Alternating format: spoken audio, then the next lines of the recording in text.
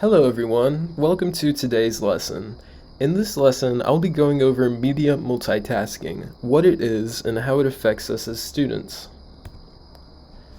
After this lesson, you should be able to describe why media multitasking is a distraction, especially during learning time, and explain the filter theory of attention. So I'm just going to start off by defining media multitasking. Media multitasking is defined as the act of accessing two or more forms of media simultaneously. So this could be listening to music while you're reading a book or doing homework, or using your phone during a class lecture.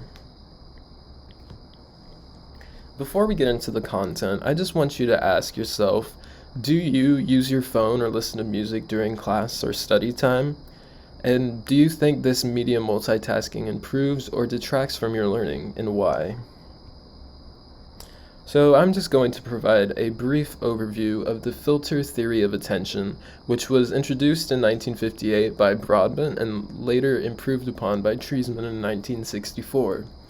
So basically, the theory goes that if we are receiving input through our sensory organs, which in this case is through the ear, first, the two streams of input pass through a sensory buffer, which are then hit by an attenuator.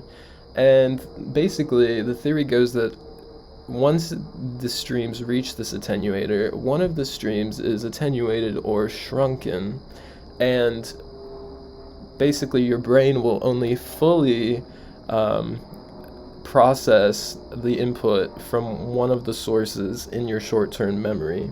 So, for example, if you were using your phone during class time to browse social media, you might be able to catch a few things that your teacher is saying in the lecture, but you really won't be taking in all of their words simply because you're too busy focused on the content on your phone.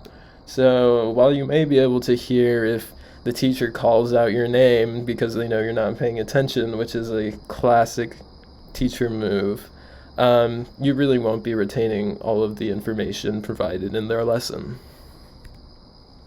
So what does this mean for us as students? Well, the brain is not truly capable of media multitasking according to this theory.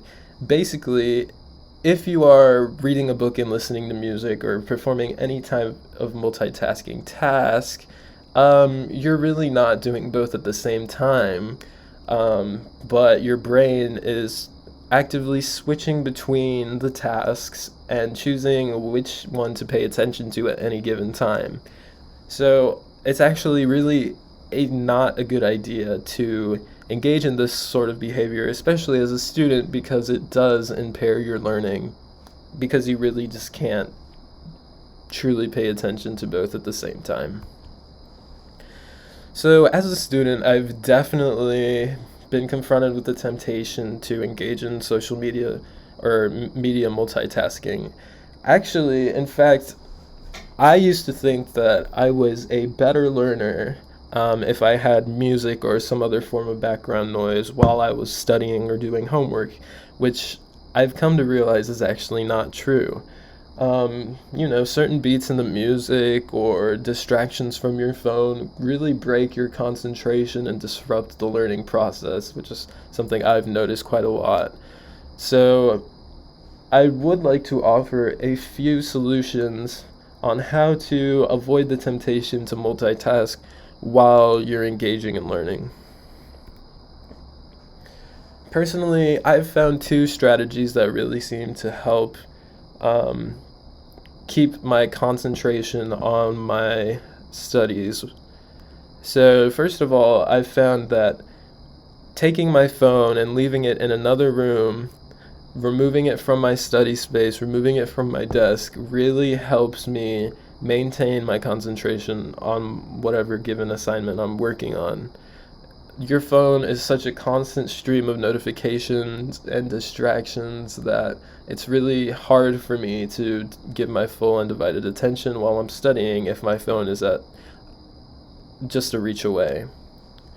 Another strategy, if you feel more comfortable having your phone by your side, is to give yourself study breaks. So, what I like to do sometimes is dedicate 20 or 30 minutes just for studying so I can solely focus on my work. And then take a 5 or 10 minute break after that period where I allow myself to use my phone or other forms of media. I find that giving yourself the time to have a little mental break really helps eliminate the temptation to distract yourself while you're working on whatever you're working on. So, this is the end of this lesson. Thank you so much for listening, and I hope you learned something today.